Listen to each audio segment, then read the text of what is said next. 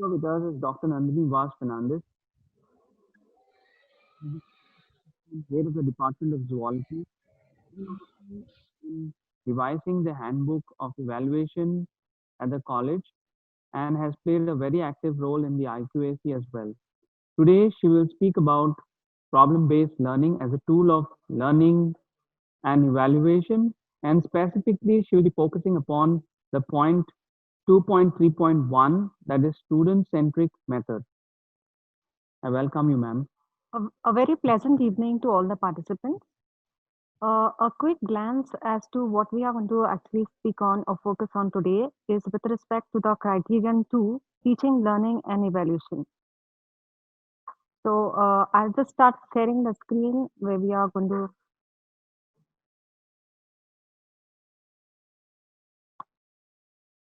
So if we focus on the criterion 2, there are different key indicators which actually help us to score well for performance in the NAC accreditation. So these different criterion, the marks allocated may differ from based on whether institution is affiliated or whether it is autonomous or whether it is a university. So basically, there are different key indicators. 2.1, that is student enrollment and profile. 2.2, catering to the diversity of the students. 2.3, focused on the teaching learning processes in the institution. Again, for non-affiliated colleges, there are 50 points here. For autonomous colleges and the universities, there are 100 points. 2.4 is focused on teacher quality. 2.5 is focused on the evaluation processes and reform. And the last one, 2.6, is based on student performance and the learning outcomes. Uh, my session will be focused on the key indicator 2.3 of criterion 2, which is the teaching learning processes in the institution. Uh, if we have a look at this particular cartoon, a conversation between two academicians, so we can actually see as to what is the dilemma which a teacher undergoes or an institution undergoes in understanding how do we address the issue of the requirements of the NEC. For instance, the NEC wants us to, in fact, go in for innovation in teaching learning methods or practices adopted. But they are also focusing on how or what strategies do you adopt to improve the learning. And also, they want to us to assess the impact of the practices which are being used by the teachers on the campus. So, how do we bring about this learner centric education? In fact, if we look at this, we will come to know that implementing learner centric education will be focusing on the teaching learning processes in different ways. For instance, you can adopt innovative teaching pedagogies, but also there needs to be a method of assessing its impact and also testing its effectiveness. We all need to understand that today the students not only rely on the teachers to provide the information, information is freely available. So the role of the teacher needs to change. We, as teachers of higher education, need to focus on three major aspects. One is giving knowledge to the students. Second is developing skills of the students. And third, enhancing the abilities of the students for the employment market. Now, if teaching pedagogies adopted by us as of now cater to all these three aspects, then we can call our pedagogies as effective.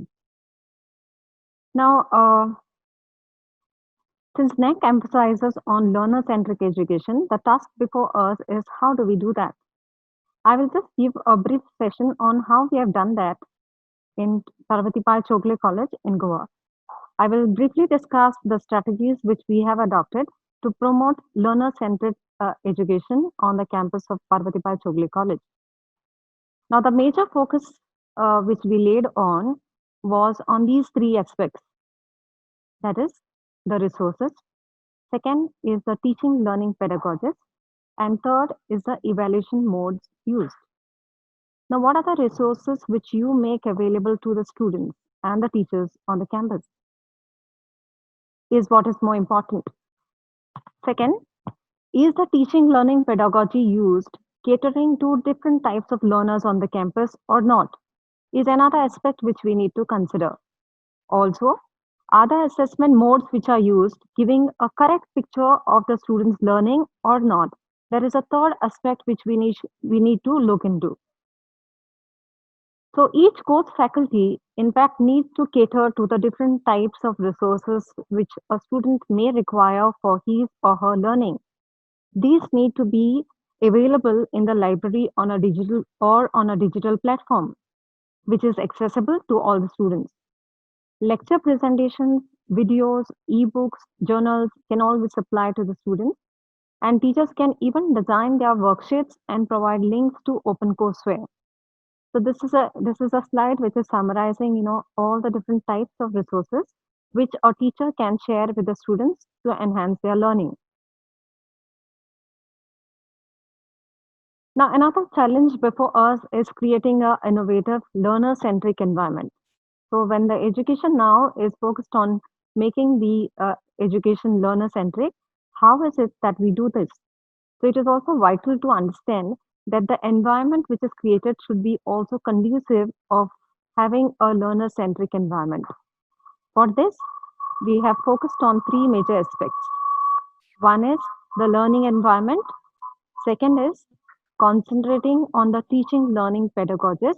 And third is to ensure that learning has actually taken place. So when we are talking about the learning environment, we're focusing on the use of technology which is integrated in all the different processes of teaching, learning, and evaluation.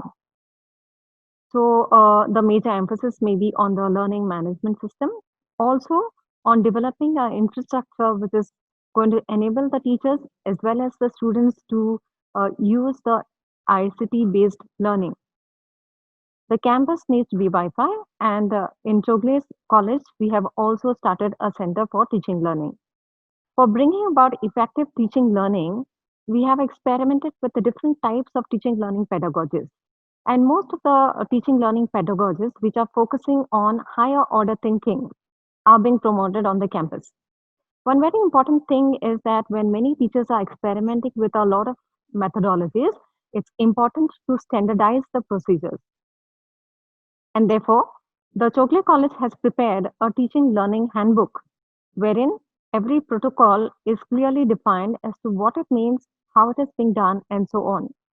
And the last thing which we also need to understand is that whenever a new concept comes into teaching learning, the faculty members also need to be trained. Therefore, conducting workshops frequently to train the teachers on understanding the various aspects is very essential. Now, another or the third aspect, what we are saying is ensuring learning. For this, we really need to understand that we need to have also an environment where probably research can also be carried out in the institution. So, promoting research at the institution is also very important. That is, research related to teaching learning. Now, this will help the teachers to understand and overcome the hurdles which are encountered during adoption of any of the method of teaching. Now, this is a slide depicting all the teaching learning pedagogies which are used in Chogle College.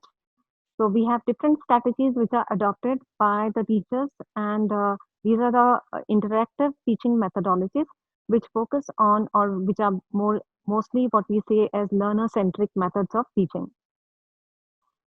Similarly, now what we need to understand is that why do we need so many different types of teaching learning methods? That is both teaching methods as well as learning methods or assessment modes. It is important because as per research of Felder and Silverman, we need to understand that our classroom consists of different categories of learners. Not everybody can understand through the same mode. There are audio listeners or learners, there are visual learners, and so on. And therefore, the teacher should adopt multiple teaching, learning, evaluation pedagogies in order to cater to different types of learners. So, if you look at this slide, it is also depicting the various evaluation modes adopted in Chogle College. Just as there are different types of learners in a classroom, we also need to understand that evaluation cannot be also standardized for all. So basically, there is a need to use multiple modes of evaluation in order to give opportunities to both slow learners as well as the advanced learners. Now, faculty members do have flexibility of using different modes, especially for the internal assessments, be it in affiliated colleges or the autonomous colleges. Autonomous colleges may be having higher flexibility in adopting multiple modes. The best practice of our college is that we have prepared a handbook on different modes of evaluation, and especially, we have explained the concept of what it is, what is the process involved, when to use it, how is it administered, and what are the rubrics of assessment where the students will be allotted marks. Everything is clearly explained to the students beforehand. Our college faculty members are also involved in research on teaching, learning, and evaluation pedagogies. There are 12 publications of different faculty members related to teaching, learning, and evaluation on the campus, and also 3 research grants for projects which are related to teaching, learning, and evaluation. This is an image of one of the publications by our college discussing strategies which are adopted by the college to enhance the teaching, learning, and evaluation processes. So, to summarize, the best practices in teaching, learning, evaluation, our college being autonomous, we focused on creating a conducive environment for learning, right from having a strategy for devising a curriculum which develops employability skills to promoting standardization of methods of teaching as well as evaluation. Now, let us take an example as to how we can implement this student centric method of teaching, learning, and evaluation. And I will focus on one method which is called the problem based learning method, which is effective teaching learning tool as well as an evaluation tool. Now, what is problem based learning? It is defined as a process that uses identified issues within a scenario to increase the knowledge as well as the understanding. Now, problem based learning is basically a interactive method of teaching learning as well as a mode of evaluation. It is a student centric approach where it involves a specific procedure involving stepwise actions by the students and the teacher.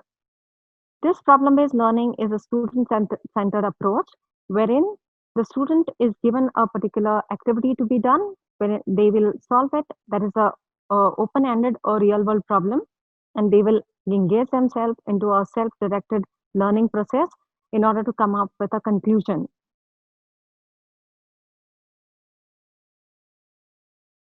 So, if you want to prepare for a problem based learning, activity based method of teaching, learning, then what do you need to do?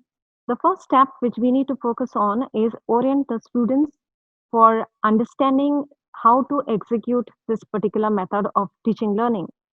Now, for this, you need to teach them the problem solving steps. The 6 steps of problem solving need to be explained to them, and how do you go about performing each and every step is also to be explained to the students. Next, you also need to make them understand or brush up their thinking skills with special emphasis on logical thinking, lateral thinking, and critical thinking. This also needs to be, making them work in a team, and therefore importance of teamwork is also to be explained to the students. The next step is, since we cannot, do this problem based learning outside the classroom all the time, there's a little bit of component which needs to be done in class, and major portion of this will be done out of the class. So the classroom teaching part involves teaching of concepts or summarized subject content. And the last part will be the activity which is going to be done by the students. For this, the major task which lies on the teacher is to frame a problem based learning activity integrating Bloom's taxonomy. Now, what is this Bloom's taxonomy? It is a cognitive action, it's a cognitive domain of hierarchy of actions, starting from remembering, understanding, and applying, which are the basics, also referred to as lower order thinking. And then moving on to the higher order thinking, that is involving analyzing, evaluating, and creating. For this, the terminologies which can be used by the teachers are also given in this diagram. But what we need to understand is that if you want to execute this process of problem-based learning, then you need to integrate Bloom's taxonomy in the activity which you are planning. So it should include all the 6 steps of Bloom's taxonomy. That means it should have components which consist of remembering and understanding, and it should also have components wherein you're going to apply the knowledge which you have understood or analyze the given content. And then it should also give you scope for evaluating it and creating something new, that is, creating knowledge also. So, if we focus on this problem based learning, how do we actually administer this in the class? So, describing the hierarchy of these cognitive domains, it is important that we execute this problem based learning in the class. For that, what you need to do is give a contextual situation. That is the problem based learning activity, which is given by the teacher, framed on Bloom's taxonomy. Then, what you do is allocate the students into groups. This grouping of the students should be done at random, wherein they should be mixed groups of slow learners as well as fast learners. The third part is the activity which is given to the students. And for performing this activity, they will be going or moving out of the class, wherein they can, if you have a Wi Fi campus, they can sit anywhere in the campus and perform the activity. Once they are done with that, the teacher instructs the students that they need to email the first draft. And based on the activity which they mail you, the teacher will be giving the feedback to the students as to whether they are in the right direction or not. So, steering the activity of the student in the right direction, the onus also lies on the faculty members. After they are done with that, they will give the final submission. And what they can do is their findings can be presented or discussed as a debate or a group discussion in the class. So, what is the role of the students? First of all, the students have to work in a group. So, as they are demarcated into groups by the faculty member, they will be first sitting with their group members and choosing a leader. For every activity, a leader is chosen, and this leadership can be rotated among every members of the group. So, for the first activity, if person A is the leader, for the next activity, person B will become the leader. So, there is a rotation of leadership between the students. Then what they do is the leader will plan the execution, when to meet, when to have discussions. All this will be planned by the leader with amicable discussion with the other group members. And then the self-directed learning starts. Now, what is that self-directed learning? Now, first of all, there is a huge para sort of a problem activity given by the teacher. So they will read that and understand, to define a problem. So the first step is from the content which is given by the teacher, you need to first identify what is the problem. Now, problem is something which has an objective and a goal. So only when there is a hurdle and there's a goal. When there's a hurdle and a goal identified, then only it becomes a problem. So we can't identify only a goal. So they have to know what is the problem. They have to know what are the steps of problem solving in order to go ahead with this self-directed learning. The second thing which they do, or the second step which they do, is identifying the resources based on which they will be coming up with the answer for the activity given. Now, for this, what they can do is they can refer to the online resources in the form of books, journals, e-resources, or any other content which is available at their disposal. Now, each of this can be done by individual student, and then they can come back together and have a brainstorming session as to what can be the possible solution to the problem which is given by the teacher. So, one thing is very clear, that the students need to understand, or they need to be explained, that there is no one definite answer for any activity which is given. So, they should be open to multiple alternatives as the possible solution to any activity given. So, that needs to be documented down by the students. And finally, they will be doing an analysis. So, for this analysis, all critical analysis needs to be done. They need to, in fact, weigh the pros and cons of implementing a particular solution, why option one is better than option two, and so on. So they need to debate amongst themselves and then come up with a strategy. Finally, after they are done with that, they prepare a report. The report is submitted to the faculty members, or it can also be presented. Now, when there's presentation of this report, it can also be used as a method of evaluation. So the presentation part can be evaluated and the activity part can be given as a learning process. So what is the role of the teacher in this problem-based learning activity? The teacher need not be present with the student in the class every time. So if properly for a specific unit, you need 10 lectures for completing that unit, what you can do is you can do classroom teaching of 2 lectures, give them 3 lectures or 4 lectures of the classroom to actually conduct this activity. And then the last 3 lectures you can have for interaction on the in the classroom, that is basically for presenting their findings. So this is the way you can go about, conducting this activity. Now, what's going to be the role of the teacher in this particular activity is that she serves as a guide. She or he serves as a guide for the teacher students to execute this entire problem-based learning activity. They also show the direction. Basically, the faculty member can also monitor what the students are doing and also assess their learning in the end. So this is a slide summarizing what is the importance of problem-based learning and how it can be effective teaching, learning, as well as the evaluation mode. Now, what we had said in the starting is any teaching mode which is effective needs to have 3 components. One is enhance the knowledge. Second is develop their skills. Third is develop their abilities. Now, does problem-based learning do this? The answer is yes. So if it is doing or targeting all these 3 areas, then we can say that it's an effective tool of teaching learning. Now, how is it effective in imparting knowledge?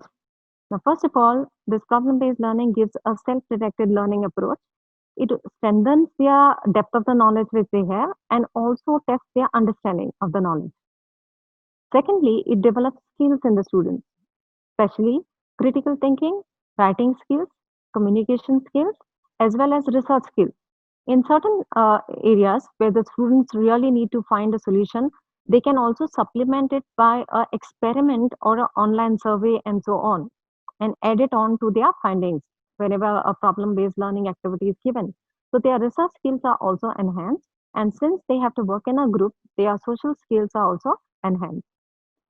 Now, they also develop some abilities which are focusing on the employability market today, and that is whether they are capable of reasoning and thinking rationally. So, this problem based learning actually helps the students to reason out and think rationally. They are also capable of making informed judgments on certain aspects, and they also learn decision making. That is, how do you make a decision? Is it based on what your heart says, or is it based on weighing the implications and so on? So these things also help in decision making. And the last aspect is today's job market also requires that individuals need to work in a team. So this problem-based learning activity also encourages students or enables them or makes them understand as to what is required to work in a team. This is just an example of how a problem-based learning activity can be framed. As I told you, that the teachers need to put in a lot of effort to actually come up with a solution like this or an activity like this, which is totally based on Bloom's taxonomy. Now, in the text which is displayed here, a problem-based learning activity is given.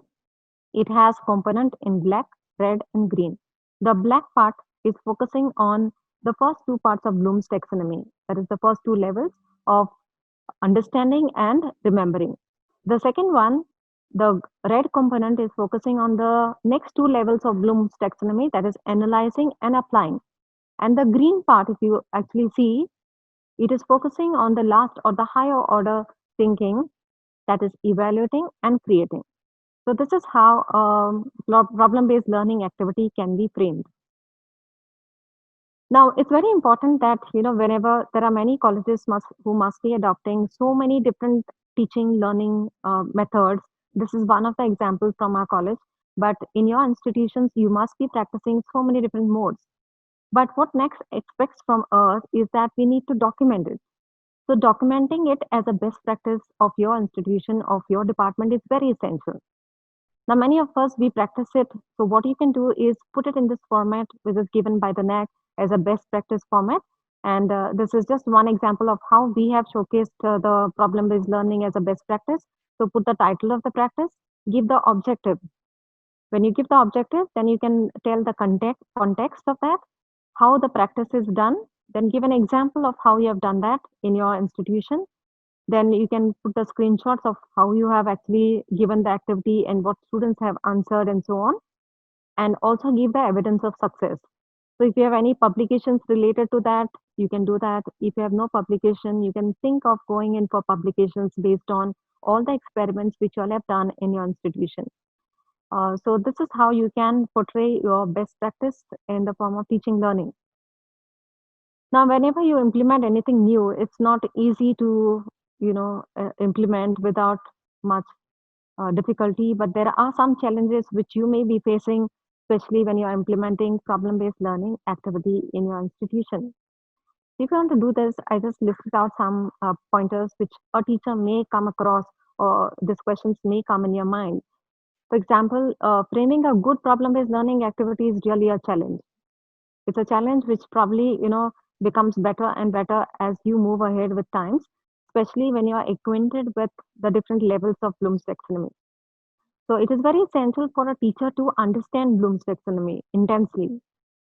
Thirdly, you also need to understand the steps of problem-based learning. So there are 6 different steps of problem-based learning, and the teacher needs to be learning that in order to actually, implement this as a technique of teaching, learning, and evaluation in a class.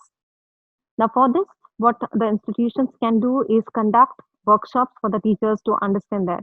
Now, in our institution also, we have conducted various workshops, especially to enable the teachers to understand.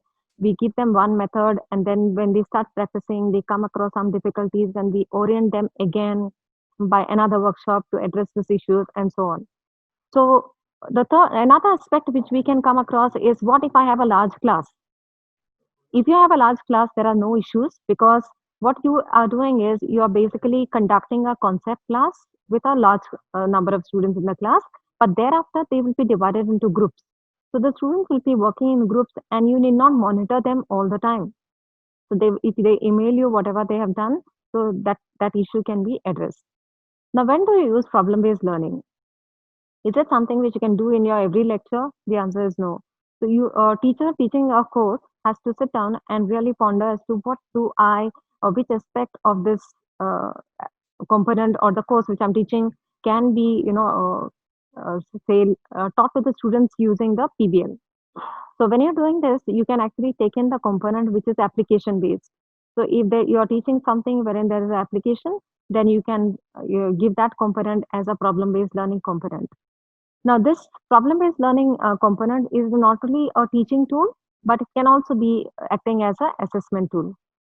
So, ensuring cooperation of all members is another big hurdle which maybe the teacher will have to address, because many a times I get uh, complaints from students saying that X is not working or Y is not working in the team and so on. Now, these issues can also be addressed.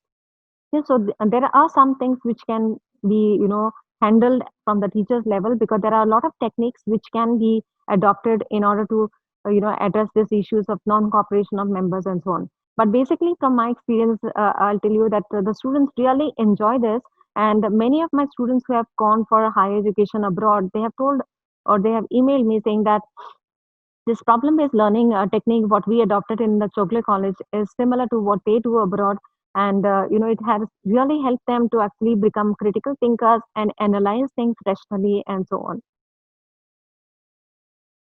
So with that, I conclude my session with a quote from Albert Einstein, which says that education is not a learning of facts, but a training of the mind to think. Thank you very much. Thank you, Dr. Nandini. One of the most intriguing sessions, one of the best I have heard these days on teaching, learning, and evaluation. Congratulations to Chogle College.